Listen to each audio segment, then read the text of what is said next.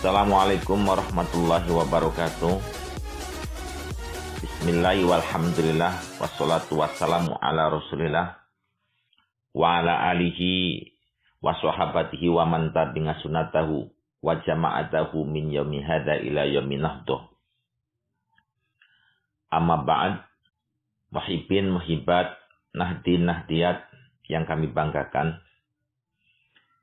NU lahir di tahun 26 sebagai wadah kultural NU atau sebagai struktur kultural NU atau menstrukturkan kultural NU.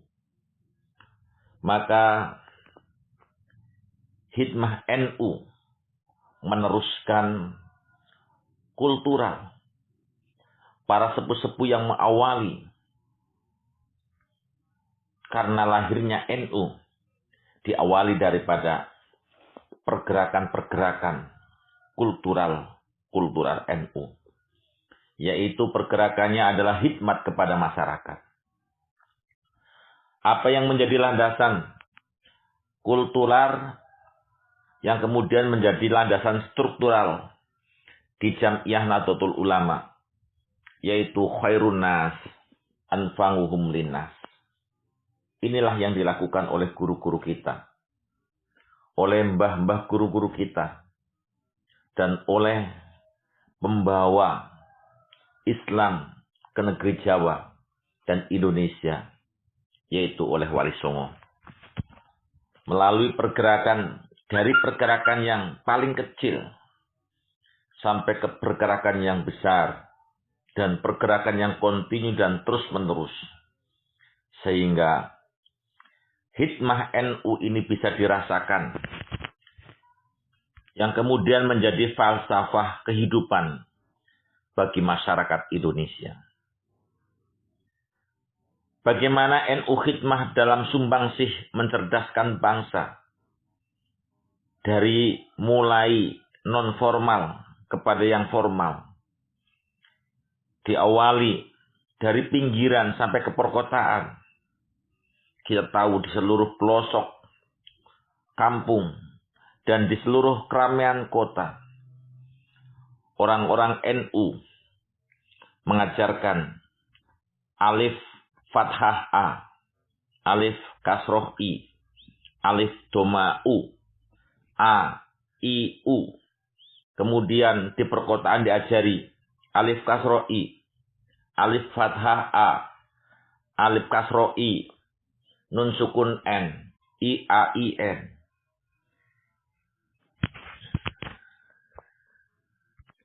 Dan yang demikian ini dilaksanakan sebagai hikmat dengan landasan ikhlas, tanpa pamrih, tanpa mencari tujuan duniawi. Karena tujuan orang-orang NU adalah bagaimana menjadi orang yang terbaik di hadapan Allah Subhanahu wa Ta'ala dengan mengaplikasikan khairun nas anfa'uhum linnas. Kita menyadari, kita paham betul apa hikmah NU terhadap dunia Indonesia, di mana hikmah NU terhadap dunia Indonesia dengan komite Hijaznya, yang kemudian kabar komite Hijaz ini diviralkan hanya dari mulut ke mulut, tapi begitu viral, melebihi viralnya keviralan yang disampaikan di berbagai media. Dan bahkan kita seolah-olah menjadi bagian aktor dari murid-murid beliau, seperti Wahab Hasbullah yang saat itu dia menjadi duta di komite Hijaz. Itu Raja Saudi mengundang umat Islam seluruh dunia untuk bermusyawarah tentang bagaimana Islam di negeri Hijaz atau di Arab Saudi, dan tentang pembongkaran situs-situs Islam yang sebagian telah dilakukan oleh pemerintah Saudi. Maka NU tampil demi khidmat kepada bangsa, bahkan demi khidmat kepada dunia, meminta 3 tuntutan. Yang pertama, agar ibadah yang dilakukan di negeri Madinah dan Mekah ini dilaksanakan sesuai dengan mazhab masing-masing. Yang kedua, menuntut agar khotib yang menjadi khotib di Makkah dan di Madinah ini secara bergantian dari berbagai mazhab.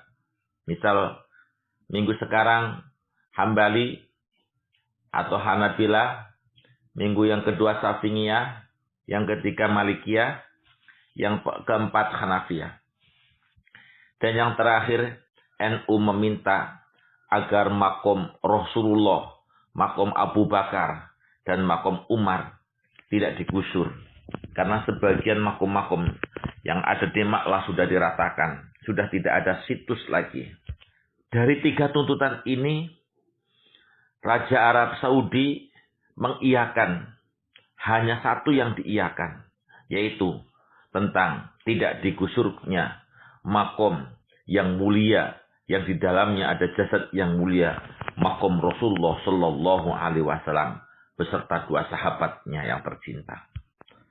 Kita tahu khidmat NU di tahun 45. Di saat selesai memperjuangkan bangsa untuk memerdekakan bangsa ini.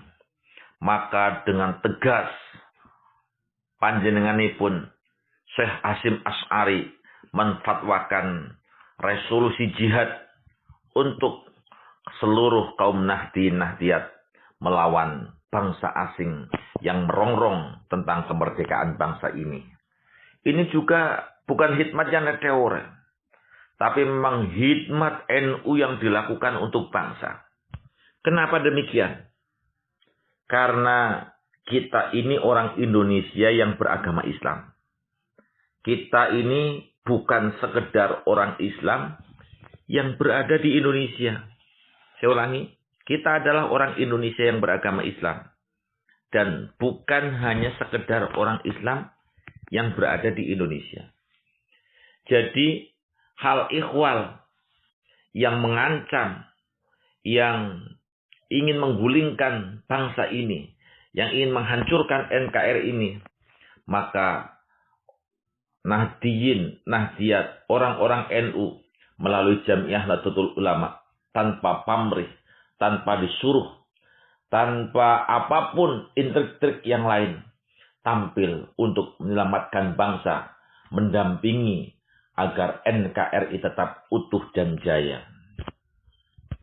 Oleh sebab itu, khidmat NU kepada bangsa ini merata di sebuah lini.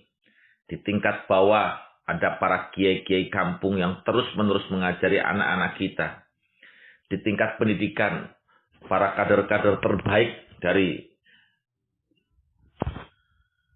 kalangan pendidik yang terus-menerus memperjuangkan aswajanya di lini birokrasi, mengisi jajaran-jajaran penting yang bisa memberikan nilai-nilai positif demi bangsa dan negara.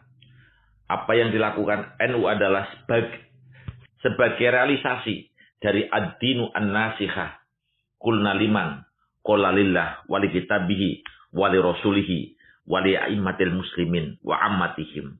NU berpedoman bahwa hikmah ini adalah bagian daripada agama. Kepada siapa? Hikmah kepada pemerintah, mengisi sekaligus menasehati bil kalimatul hikmah.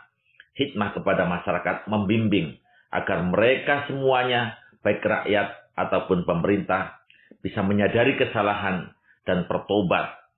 Dan tidak terus-menerus membuat hal ikhwal yang mengundang murka Allah Subhanahu wa ta'ala. Kalau seandainya tanpa ada pendampingan-pendampingan yang begitu salah kemudian kontradiksi, maka isinya hanya suudon. Oleh sebab itu NU terus menjajari di bidang birokrasi agar bisa menasehati dengan harapan kesalahan itu bisa ditobati. Ibnu Hajar al-Asqalani menyampaikan, karena adambu yumazikuddin wa taubatu tuhituhu dosa yang dilakukan oleh siapapun ini bisa merobek terhadap agama. Dan taubat ini bisa menjarumi atau mendondomi kepada agama itu. Maka kesalahan yang dilakukan oleh siapapun, NU khidmah dengan ikhlas. Tujuannya hanya ingin menyampaikan amar ma'ruf nahi mungkar. Wassalamualaikum warahmatullahi wabarakatuh.